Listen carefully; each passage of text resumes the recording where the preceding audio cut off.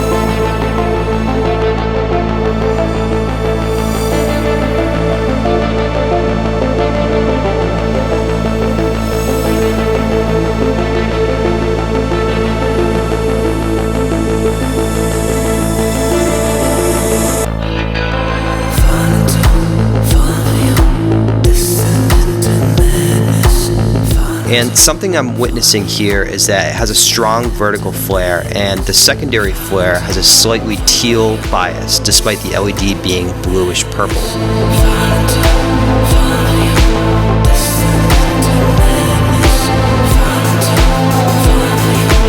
Also, if you pause at just the right moment, right above the door well, you'll see a faint rainbow effect.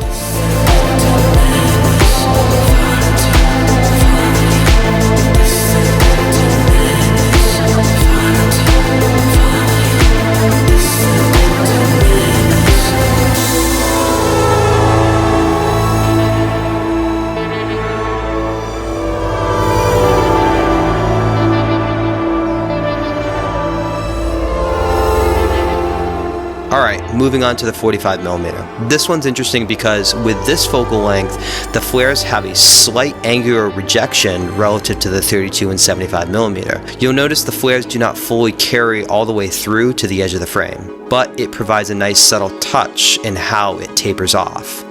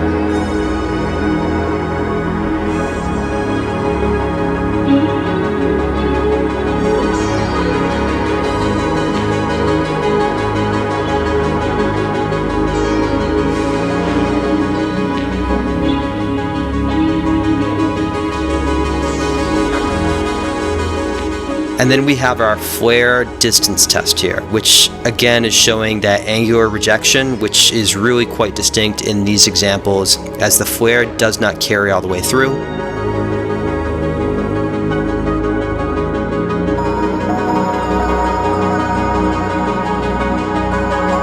The secondary flare maintains that teal cast with some really pretty veiling in the vertical tilt.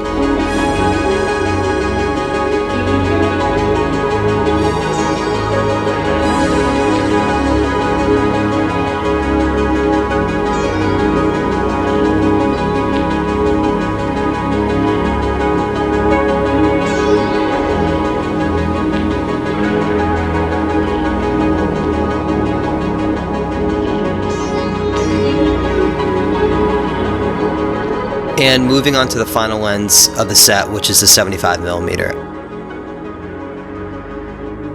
I think this may be my favorite of the bunch. I'm not quite sure yet. I haven't done enough testing. Anamorphics really shine at tighter focal lengths as it draws you in and cascades that background with its compression.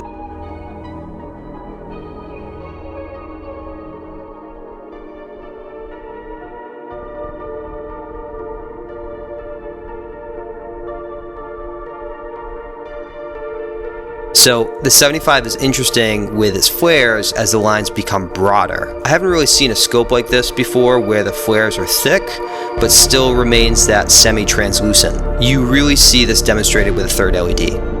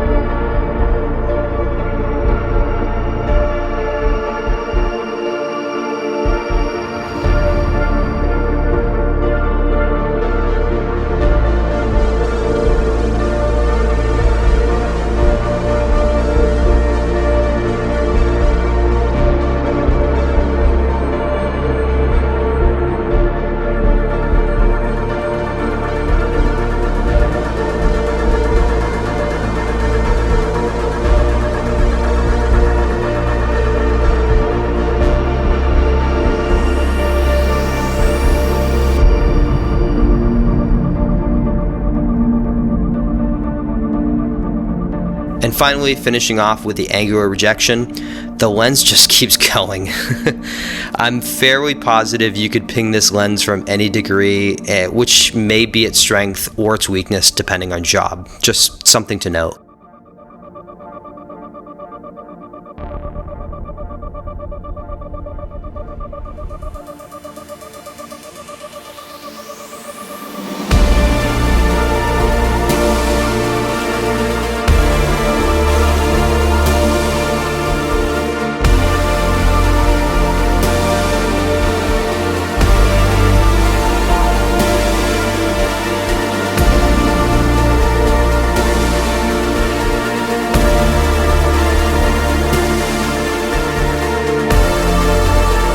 And that's all I got for now. I hope that this has helped get a better understanding on how these lenses behave with flaring, and more content to come, including a full written review on RedShark at a later date. So stay tuned. Thank you.